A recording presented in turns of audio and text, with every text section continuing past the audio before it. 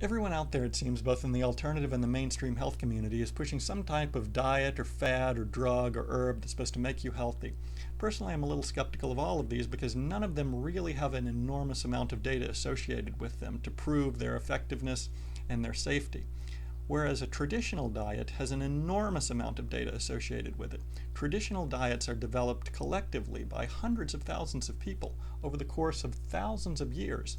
No other fad can have that much data. So a traditional diet is far more scientific than anything else being pushed by the health community. And yet we throw out all of that data and we follow the advice of people who are driven by profit who don't have good data to back up their claims. Luckily, it's not that difficult to return to a traditional diet, and it doesn't involve poring through the ingredients of every processed food you buy trying to remove this and that artificial additive. All you have to do is make some simple additions and subtractions from your existing diet. Now, I did a video in the past about the two main things that are missing in modern diets, which are antioxidants and omega-3 fatty acids. So in this video, I'll cover about half a dozen things which have been added to the modern diet, which were not really in our traditional diets. First one of these would be sugar. We eat an enormous amount of sugar in our modern diet, and very few of us had ancestors eating this amount of sugar, unless maybe your ancestors were from the tropics and they ate a lot of tropical fruit.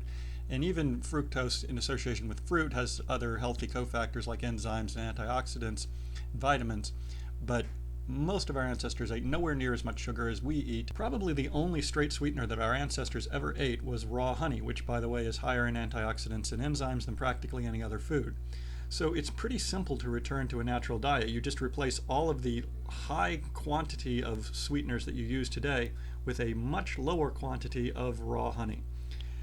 That's not a difficult change to make, and you'll be back to a traditional balance of simple carbohydrates in your diet, and you'll be getting simple carbohydrates in the healthiest form. Another enormous part of our diet today is white flour, and yes, some people have been eating white flour for many generations, probably not in the highly pulverized, oxidized state that it's in today, but many of our ancestors weren't eating this until only a generation or two ago, if you're from North Europe, Native American, for example. And wheat contains gluten, which is not a natural substance for humans to eat. Some people can handle more gluten than others, but often the effects of gluten are very subtle. You don't notice it right away, or it may take years to accumulate. So if you remove this from your diet, you'll be back to a much more natural, traditional diet. And it's not that difficult to reduce or remove wheat from your diet. The easiest thing to do is probably what our ancestors did. Get most of your complex carbohydrates from root vegetables, things like potatoes, parsnips, taro. These are high in antioxidants and they don't have the problem of gluten. You can also switch from wheat to other grains, although grains themselves are not really a part of the human diet for that long compared to root vegetables. But at least other grains don't have the high gluten that wheat has. Even if you like the convenience of bread, there are breads made from other grains that don't have gluten.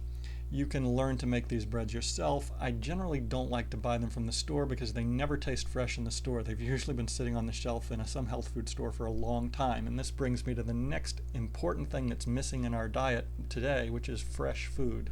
Surprisingly, there's not a full scientific understanding of what fresh food is. If there was a good understanding of it, then we'd be able to duplicate the process and make artificially fresh tasting food. But one thing's for certain, it's a very important issue, otherwise we wouldn't have evolved to be able to sense this difference. People so strongly favor fresh food because our body evolved to naturally seek out the healthiest form of food.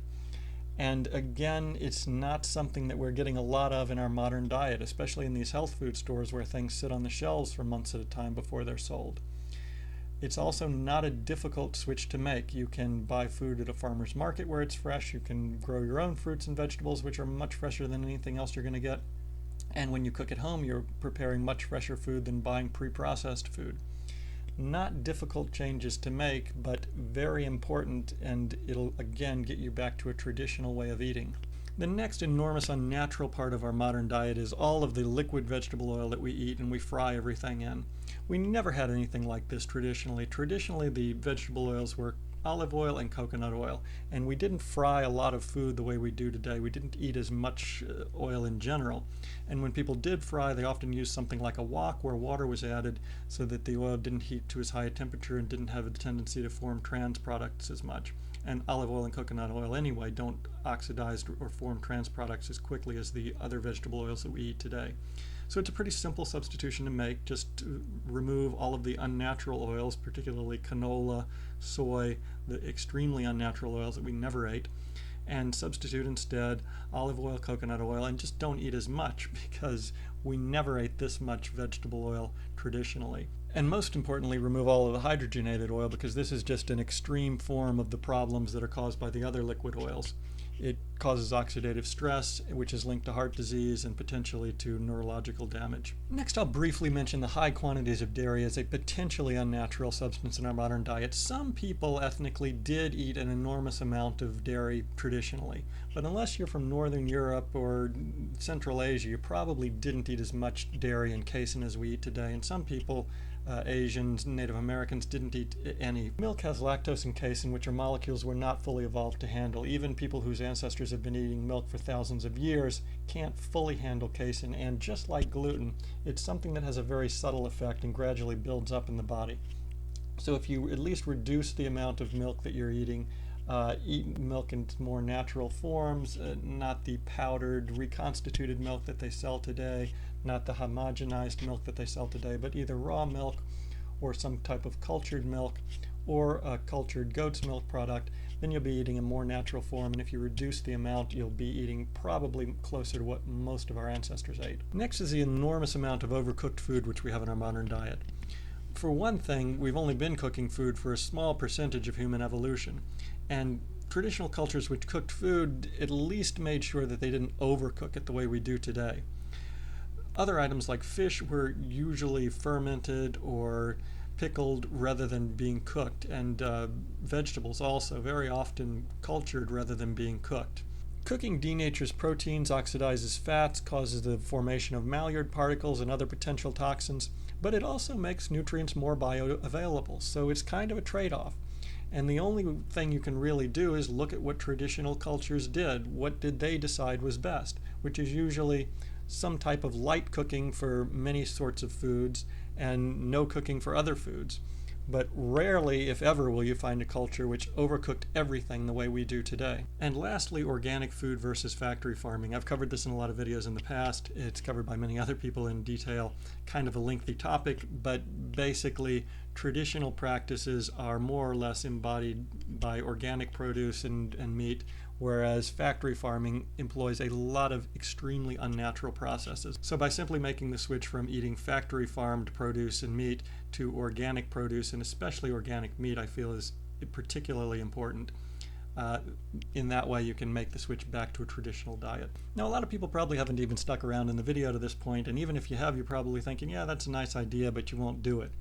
You can never really understand the full benefits of making a change to a natural diet until you do it. And it's not just making one or two little changes, it's making the full change back to some semblance of a natural diet. If you make the changes in this video, you'll be well on your way to a natural diet, and it's not impossible to do.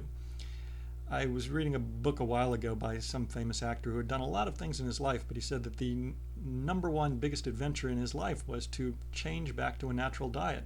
And I have to agree, I've done a lot in my life as well, but nothing was as life-altering as a change back to a natural diet. Your food physically makes you who you are, and there are a lot of things we still don't understand about this process. We just have to rely on the enormous amount of empirical data developed by our ancestors and passed on to us in the form of traditional diets. When people make the change back to a traditional diet, they almost always say they had incredible benefits which they never imagined. Aches and pains go away, headaches go away, they don't get several colds a year anymore. People think these things are normal, and later they find out that they're due to the unnatural foods that we eat. And even more importantly, many people report a greater sense of mental clarity. So again, in my opinion, one of the most important things you can do and one of the biggest adventures you can have is improving yourself by improving your diet.